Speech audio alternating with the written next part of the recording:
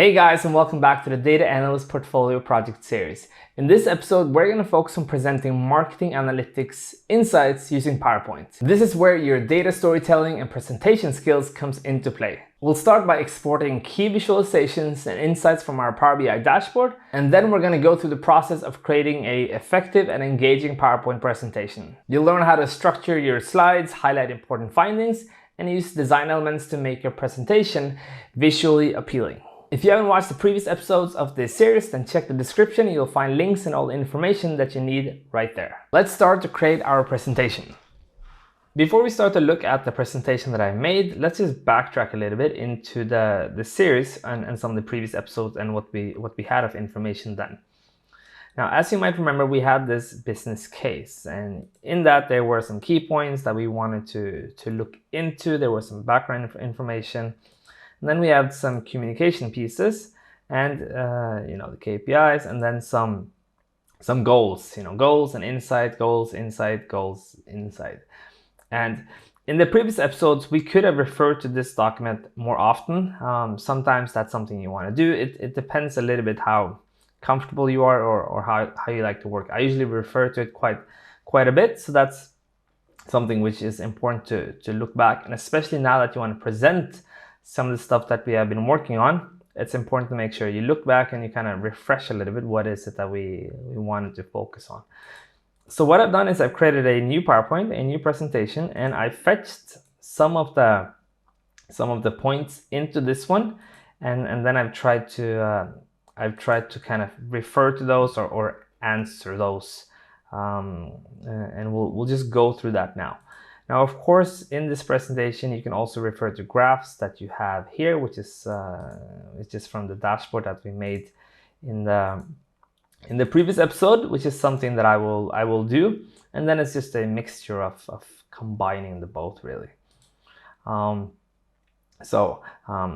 Let's just walk through this, and I'm going to try and do my best to kind of refer to what I picked from where and a little bit how it was done.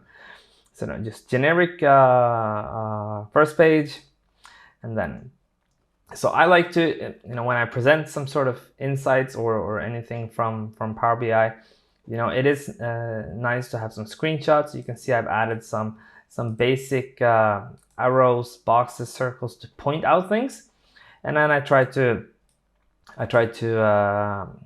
kind of refer to different points. Now, if I were to make this a little bit more clear, you can see that the first key points was reduced customer engagement, which is what I tried to refer to here. And then there's a bit about, actually the order I see it now, it's a little bit different. It's actually, I think I did conversion rates first, and then I go to reduce customer engagement, and then I talk a little bit about the customer reviews and how that has developed. Now, if you want to, I could have done it like this. Let's see, just so I do this the right way. Decreased conversion rates, and then maybe add the text under that if I want to, if I think it makes it more clear. Let's see, reduced customer engagement. And then we can have 2 bullet points under that one. Let's make sure we fix this. And then we have some of the other points here. And what I'm trying to do is decrease conversion rate. Reduced customer engagement, and then we had, let me just get the last one. Customer feedback analysis. Why does it make the text so small? But it's fine. We can just make it big and then have it auto fit it, and yeah. So that's good. The first part is supposed to be supported by this. The second one is supported by this, and the third one is supported by this. These are things you would point out as you present. But I'm just explaining it here. No need to have too much fancy animations or stuff like that. Let's just present the facts and keep it simple. So we can read through this one point at a time. Decreased conversion rates. The conversion rate demonstrated a strong rebound in December, reaching 10.2% despite a notable dip to 5% in October. That might be one thing that I want to point out if I'm presenting something that happened in Q4, how we were looking good and it dropped, but it had a strong rebound, which is good. Reduced customer engagement. There's a decline in overall social media engagement with the views dropping throughout the year. That's an observation. And then while clicks and likes are low compared to views, they stand, at 15.37%, meaning that the users are still somewhat effectively being engaged and interacting. And you can see the drop on that is not as critical as the views. Then customer ratings have remained consistent, averaging 3.7 throughout the year. Although it's stable, it's below target of 4.0. Which suggests that we need to focus a little bit on how we can improve this, maybe for especially products below 3.5. So what I'm trying to do here is backtrack, look at some of the points that were originally presented to us, and just find some let's call it observations that I've done, and try to answer those a little bit. I'll add the PowerPoint in on GitHub, and this is something that you should try to do, almost like an exercise for yourself, just to see, what would you pick, how would you write it, can you write it in a way where you're using numbers, not only describing stuff, and start to kind of work a little bit on the presentation part also, because that's also very important when you work in a data related field, to not only be able to do the technical backend stuff, but also be able to show and tell a little bit what you found out and what you're seeing, and start to think. And then, because I made the dashboard with some detailed pages, as you might remember, I've tried to kind of follow the same structure in the presentation. So I'm trying to use those pages to go into some of the main points that we highlighted here. So decreased conversion rates, that's what I have a little bit more about here. Reduce customer engagement, that's what I have here. And then of course, customer feedback analysis, that's what I have here. And then we have one at the end, which I'll go through with you guys a little bit later. But what I've done here is just a general description on the conversion trend throughout the year. What are the high months, low months, is there seasonal peaks, other things. What is the lowest month? What did that look like? I can actually see I made a mistake. That is May is the lowest one, not April. So let me fix that right away. And then there's a little bit of information about that. The highest month, why was it the highest? Which month is it? Does it make sense? Some of it is related to maybe season skiing, but then there are also a bunch of stuff here which is also maybe not exactly related to that, even though ski boots was very well in January. For example, highest, lowest, general trend. It says something about the decrease of conversion rates and how that's been. Then I also have a bit on reduced customer engagement.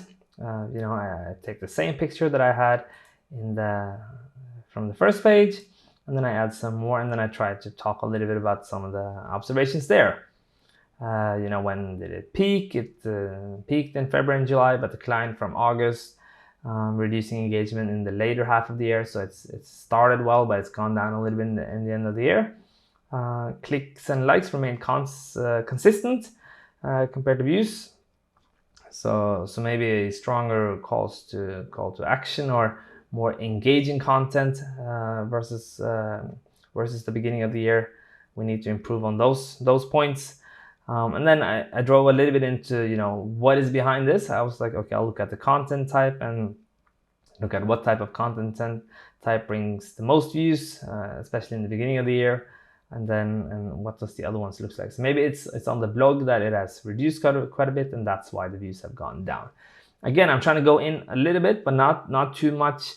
When I look at this, I actually could have used more numbers, like I did here, and also the same where I used a little bit more numbers, which I think it's always good to try and point out some important figures. We then look at the customer feedback analysis. It's a little bit more about the ratings, the sentiment analysis, which we added in episode 3, I believe. And now you can start to see a little bit of the flavors of mixing these two. So, I've spoken about where does the majority of customer reviews fall. They fall, in 4 and 5 stars, which is great. Overall positive feedback. And then, lower rating stands for a small proportion, which is, it is what it is. But then we can see that we have mostly positive feedback, even though the distribution across ratings is maybe a little bit more spread out.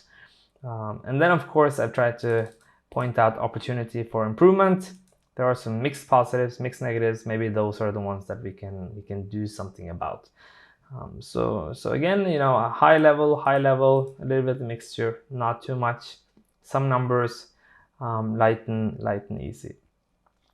And the last one is, if you remember, we had a slide about goals. Let me find it for you guys here. Oh, let me see it there. What are some of the goals that we can try and do under the different points? So it was to increase conversion rates, enhance customer engagement, improve customer feedback score.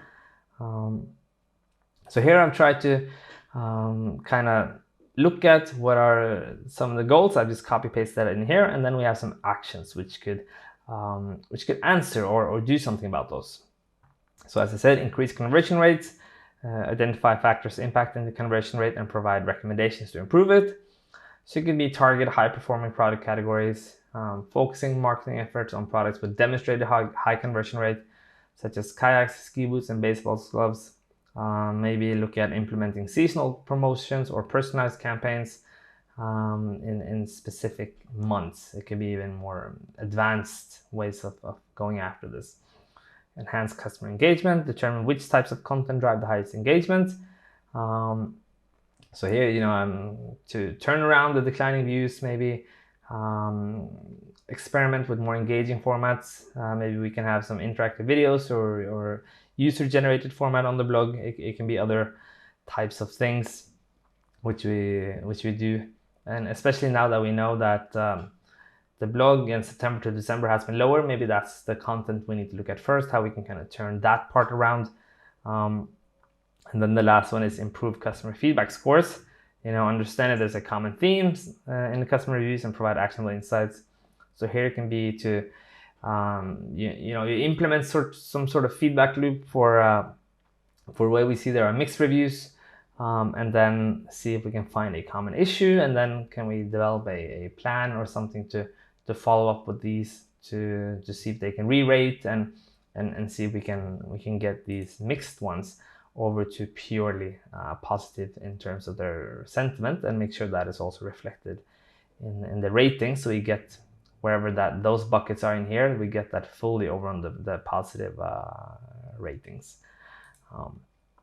So this is just an example that I made where I tried to mix some screenshots, some supporting text with some graphical elements. And I feel like I've written the points a little bit longer than what I usually like to do. It's just when I share this, it's easier to refer back to, and it's easier to share it with you guys in this way. So maybe a little bit shorter bullet points and then more presentation. But it's good to have the mixture. And also remember, when you present stuff like this, if you're the one that's created a dashboard, then you're very much accustomed to the numbers and how it trends, and you recognize a lot of this. Sometimes the ones you presented for haven't seen it before, or they haven't looked at these numbers as much as you have, because you've been working on this for the last 2 weeks 100%.